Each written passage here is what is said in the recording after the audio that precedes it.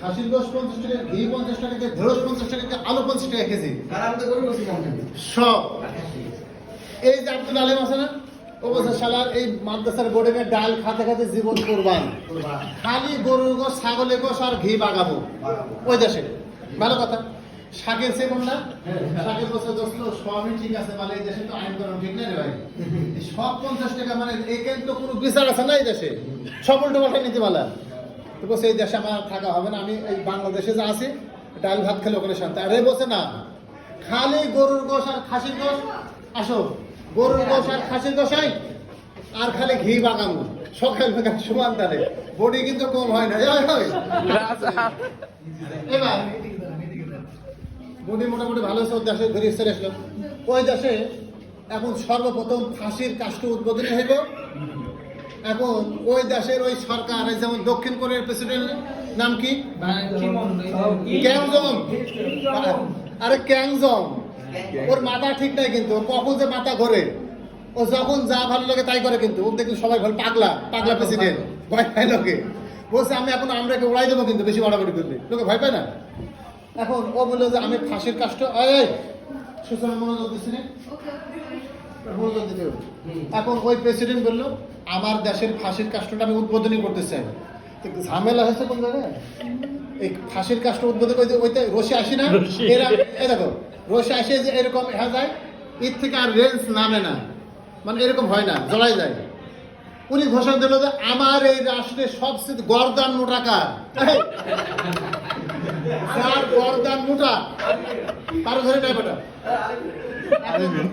রাজার আদেশ, মহামান্য রাজার আদেশ, পুরা দেশে তন্ন তন্ন করে খোঁজা হলো। খুঁজতে খুঁজতে খুঁজতে খুঁজতে ইসলামিক স্টাডিজের চতুর্থ বর্ষের ছাত্র আব্দুল আলিমের ভাগে বসে গর্দান মোটা, মাশাআল্লাহ ভাগে পড়ে গেছে।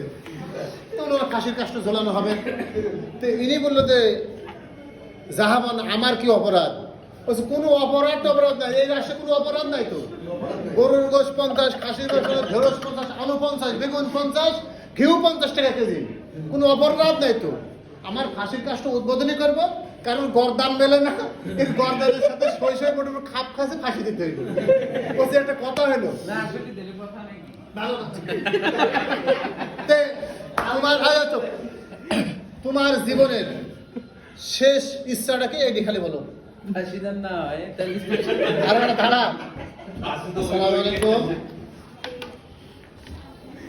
ও আচ্ছা, জি স্যার আমি একটু ক্লাসে আসতেছি স্যার। আচ্ছা এবার উনি ওনাকে বলা হলো তোমার জীবনের শেষ ইচ্ছার কথাটা খালি শোনাবো। উনি বললো যে আমার জীবনের আর কি শেষ ইচ্ছা, এই বাংলাদেশ থেকে সাইবেন নামক রাষ্ট্রে আমেরিকার পাশে অনেক কষ্ট করে আসছিলাম, অনেক কষ্ট করে আসলাম, টাকা পয়সা খরচ করে আসলাম, কিন্তু শেষ মুহূর্তে সে এরকম বিপদে পড়ে যদি জানতাম আমি আসতাম না। আমার ওই যে বন্ধু ছিল না, তার সাথে একটা সৌজন্য সাক্ষাতের খালি ব্যবস্থা করে দেন, আমার দুঃখের কথা তার সাথে একটু শেয়ার করতে চাই। ভালো কথা। শাকিলকে ডাকা হলো ওই রাষ্ট্রে গেল। শাকিল ওই রাষ্ট্রে যাওয়ার পরে এখানে শোনালো যে দোস্ত এরকম বেকায়দায় পড়ে গেছে কেন। শাকিল বলে এটা কোনো ব্যাপার না, কোনো টেনশন করবি না, হ্যাঁ কোনো টেনশন করবি না, এই জন্য বন্ধু ভালো হওয়া চাই, টেনশন করবি না। কি তে তোর এই কথা শুনে আমি খালি কাইনবো, হাও মাও করে খালি কাইনবো, তো ভালো কথা। তো কি হয়েছে, রাষ্ট্র দরবারে লোকজন এরকম চতুর্দিক দিয়ে লোকালয় সব লোক ফাঁসি হইব আজ রাত 10টায় শাকিল আসার পরে।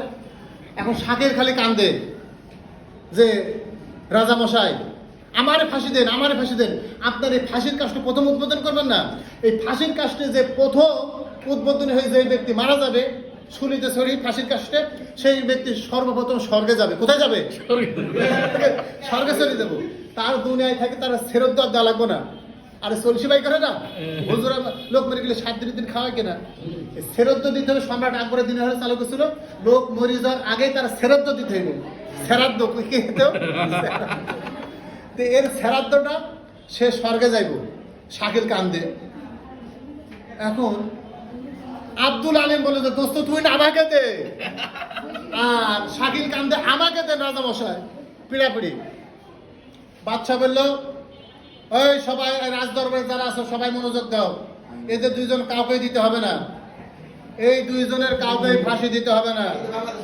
চোর না না না না বেটা শোন আমার মা বিদ্যমান আজ 5 বছর বিছানায় পড়ে আছে কয় বছর তার মৃত্যু হয় না মা ফাঁসি দিলে সে চলে যাবে স্বর্গে ওই ধরে নেই বুড়ি আমার মারি ধরে নেই ধরে ধন্যবাদ ধরে আর এই যে রাশেদ এক দৌড়ে দৌড়ে বুড়ির মধ্যে গলা চেপে ধরে ঘুরে ঘুরে নিচে যাচ্ছে ফাঁসি বন্ধুর ফাঁসি তুই তো সবাই স্বর্গে যাবে তানি বলে ঝোড়াই ফাঁসি দিছে শাকিল বলতে শালা দেশটি পালা দেশের কোনো বিচার আছে না এই দেশে পালা চাদর পালা কখন যে আবার দুজনের দেয় ঠিক আছে মাথা ঠিক নেই তো দেশ থেকে পালা তো এখন ঘটনা হলো তোমরা পরীক্ষা যা দিছো এখন পরীক্ষা